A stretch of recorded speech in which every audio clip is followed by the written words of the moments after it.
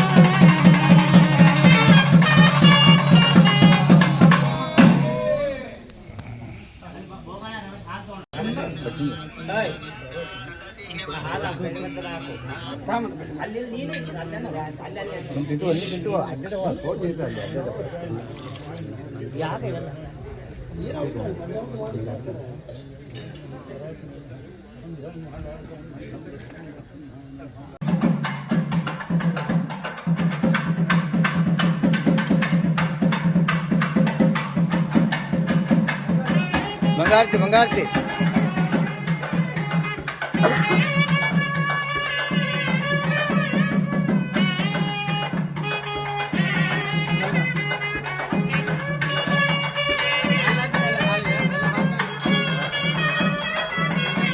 ಸೌಧ ನಿಂತಿದೆ. ಯಾವುದು ಪ್ರಪಂಚ ಸೌಧದ 4 ಸ್ತಂಭಗಳು? ಒಂದು ಧರ್ಮ, ಜ್ಞಾನ, ಭಕ್ತಿ, ವೈರಾಗ್ಯ. ಇವು 4 ಸ್ತಂಭಗಳಿದ್ದಾಗೆ ಧರ್ಮನೂ ಬೇಕು, ದೇವರಲ್ಲಿ ಭಕ್ತಿ ಬೇಕು, ದೇವರ ತತ್ವಜ್ಞಾನವನ್ನು ಸಂಪಾದನೆ ಮಾಡಬೇಕು, ತುಚ್ಛ ವಸ್ತುಗಳಲ್ಲಿ ವೈರಾಗ್ಯ ಬೇಕು. ಯಾವುದು ವಿಹಿತವೋ ಅದರಲ್ಲಿ ವೈರಾಗ್ಯ ಅಲ್ಲ. ವೈರಾಗ್ಯ ಬಂದಿದೆ ಅಂತ ಊಟನೇ ಬಿಡೋದಲ್ಲ.